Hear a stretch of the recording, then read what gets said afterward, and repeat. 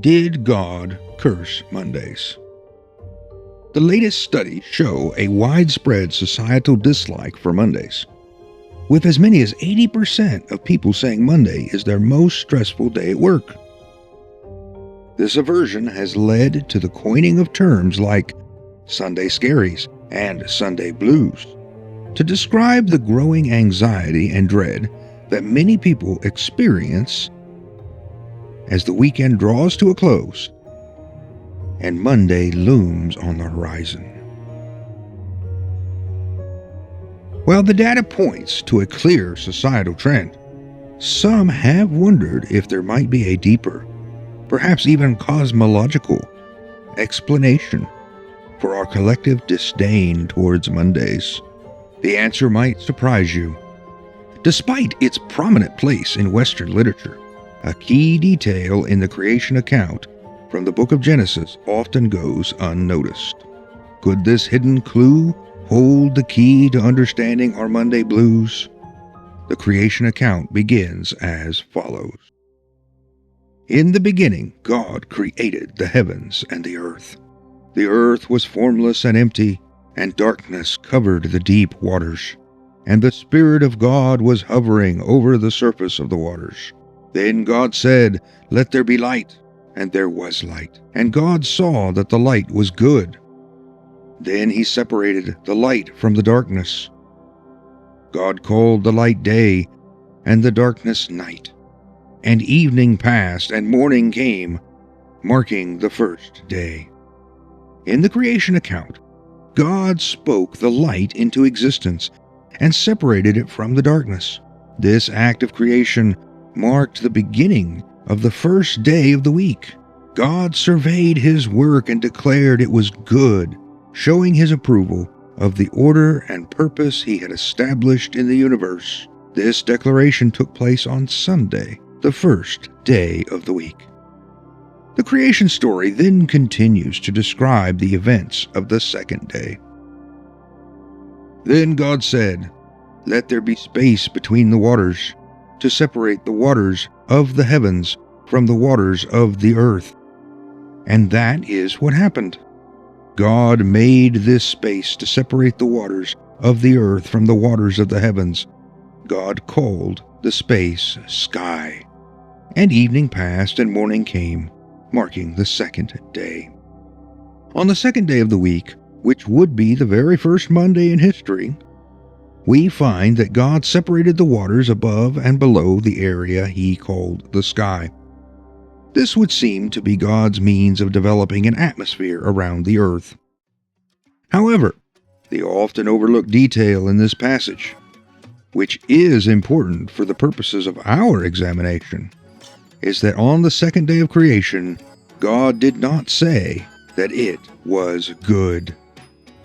He offered no utterance of approval for the events of that very first Monday. The creation story then continues to describe the events of the third day. Then God said, "Let the waters beneath the sky flow together into one place, so dry ground may appear." And that is what happened. God called the dry ground land, and the waters seas. And God saw that it was good. Then he said, "Let the land sprout with vegetation, every sort of seed-bearing plant, and trees that grow seed-bearing fruit.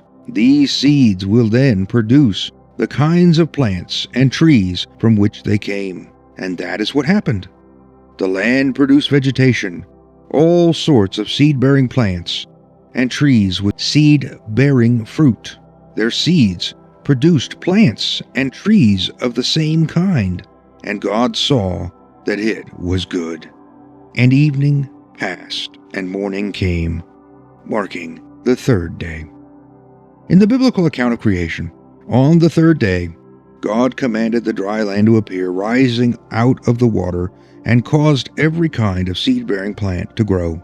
God pronounced his work was good twice during this process, once for the land and once for the plants. This double mention of goodness has led some to believe that the third day, Tuesday, holds a special blessing from God. Due to this double blessing, some Jewish couples choose Tuesdays for their weddings, hoping to invoke His divine favor for their new life together. Others have chosen to sign contracts and conduct other important business dealings on Tuesdays because they see it as a day that was double blessed by God. If you were to continue reading through the creation account in Genesis, you would find that God did indeed make a statement of approval for each of the following days of creation. When surveying the things He made on Wednesday, Thursday, and Friday, each time God saw that it was good. Then on the last day of the week, God rested from His work and blessed that day as a day of rest. So while Saturday did not have anything created for God to call good, it was also a day that was specifically blessed by God. This is where our question comes to fruition. If God stating that the results of His activities on 5 of the days of creation were good, and if His stating that His activities on Tuesday were good twice makes that day double blessed, then does God not stating that the activities of the second day of the week were good mean that Monday is somehow cursed by God?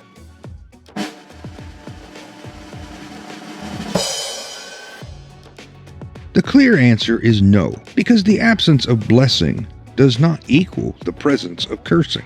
In this case, our question misses the target of biblical scrutiny. However, what we can say with certainty is that even God Himself did not call the very first Monday in history good, and that Mondays seem to have not been good ever since. I would like to express my thanks in remembrance of Professor Paul Iman of Arizona College of the Bible for his lectures on Genesis.